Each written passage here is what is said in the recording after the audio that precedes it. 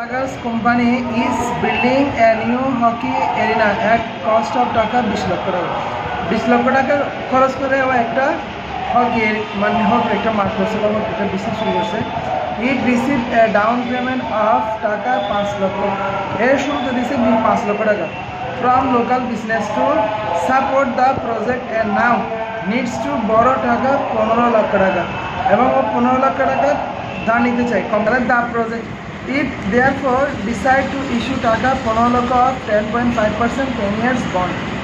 ও সিদ্ধান্ত নিয়েছে যে একটা 10 বছরের জন্য বন্ড দিয়ে 10.5% ইন্টারেস্টে 15 লক্ষ টাকা দান নেবে। This bonds are issue at 1 January 2011 সালের জানুয়ারি প্রথম তারিখে বন্ড ইস্যু করা হবে and pay interest annually on each January এবং ওদের প্রতি মাসের ইন্টারেস্টটা জানুয়ারির 1 তারিখে বার্ষিকভাবে পরিশোধ করবে। The year time 10%। Year time 10% মানে হচ্ছে যে যারা শেয়ারদার আছে শেয়ার হোল্ডার আছে ওদেরকে মুনাফা দিবে ওদেরকে ইন্টারেস্ট দিবে 10% করে। তারপর হচ্ছে স্লুগার্স পেড টাকা 50 is bond issue cost related the bond sales. তাহলে বন্ড সেলসের উপর হিসাব করে 50,000 টাকা ইস্যু করছে। ঠিক আছে, আমাদের record issue of bonds and related bond issue cost include January 1, 2011। Bond ইস্যুর জন্য জাবেদা দিতে বলছে এবং জানুয়ারি 2021-এর বন্ড ইস্যুর যে টাকাটা আছে সেটা সহ। তাহলে আমাদের আমরা প্রথমে ওয়ার্কিংটা এখানে যেভাবে দেওয়া আছে সেভাবে না, আমরা পিবি এবং পিবি দিয়ে বর্তমান রেট বের করবো আর ইন্টারেস্টের সূত্র দিয়ে ইন্টারেস্টের বের করবো। তাহলে আমাদের অঙ্কটা করতে হলে প্রথমে পিবি সূত্র দিয়ে এফবি ইন্টু 1+r⁻n দিয়ে করতে হবে। পিবি মানে হচ্ছে এফবি মানে হচ্ছে 15 লক্ষ টাকা 1+r মানে হচ্ছে 10% করে 10 বছরের জন্য। তাহলে আমাদের মেয়াটা আসে কত 5,78,275 আসে। ঠিক আছে, আমাদের প্রেজেন্ট ভ্যালুটা।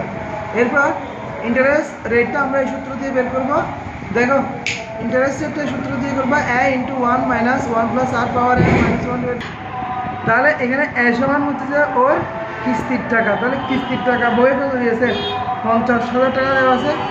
I1 মাইনাস এখানে আর সমান আমরা এই রেটটা নিব, এই যে 10.5% এটা নিব। ঠিক আছে, ওর ইন্টারেস্ট রেট এটা। তাহলে আর সমান 10.5, এটা মানে 10.5 মানে 0.105 10 বছর আর এখানে উপর 1, এটা আর সমান 10.5। তাহলে এটা ক্যালকুলেশন করলে আমাদের আসে কত 6.0196। তো এটার 15 লক্ষ টাকার উপর এখন ইন্টারেস্টটা নিব। 15 লক্ষ টাকার উপর 10.5% ইন্টারেস্ট নিলে হয় যে 1,57,500। 1,57,500। এবার আমরা কী করব, এই যে এই 5,78,200 কত সাথে 57 সাথে আমরা এই যে 1,57,500-এর উপরে 6.109% গুণ করব। গুণ করলে যে রেটটা আসবে এর সাথে এই দুটো যোগ করব। যোগ করে যে টাকাটা আসবে সেটার উপর আমরা জাবেদা দেবো।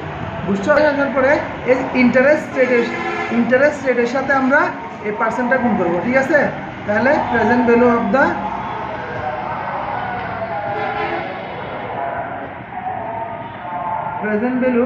Interest payment.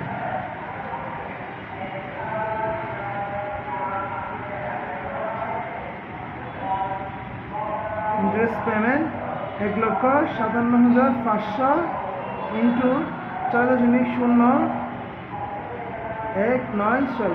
হ্যাঁ, তাহলে এই দুটোটা গুণ করলে কত আসবে 9,67,770 আসবে। এই দুটোটা গুণ করলে 9,67,770 অথবা আরেকটু কম আসতে পারে 600 বা 700 এই ধরনের একটা অ্যামাউন্ট আসতে পারে। ঠিক আছে, এখন এই যে এই অ্যামাউন্টটা আর এই অ্যামাউন্টটা দুটোটা যোগ করে আমরা প্রেজেন্ট সেলস ভ্যালু বের করবো। কী করবো, প্রেজেন্ট সেলিং ভ্যালু। প্রিন্সিপাল কেমন, প্রিন্সিপাল কত টাকা আসছে 5,78,257 না। Present value of interest payment, present value of interest payment সমান কত টাকা আসছে 6,97,770। দুটোটা যোগ করলে কত হয় 15,46,000 80 হয়, বুঝছো? এখন এই 15,46,080 এটার উপরে আমরা কি করবো, যে আমাদের জাবেদা দিতে হবে, ঠিক আছে? কি কি জাবেদা দিতে হবে? এখানে টাকাটা আবেদন, শেয়ারের আবেদন কতটুকু করছে, শেয়ারের ইন্টারেস্ট কতটুকু করছে। তো শেয়ারের ইন্টারেস্ট এটা প্রশ্নের মধ্যে দেওয়া আছে 50,000 টাকা, ঠিক আছে? তাহলে আমাদের জাবেদা করতে হবে। এখন আমরা জাবেদা করি।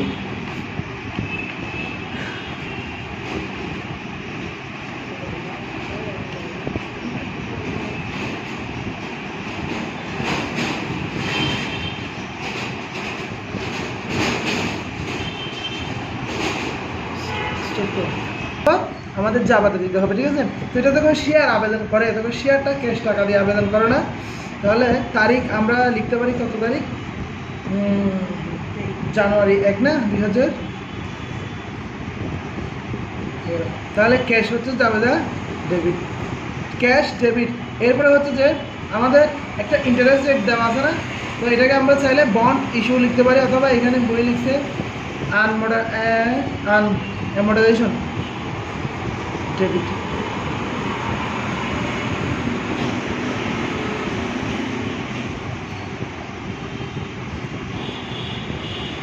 Bond issue cash.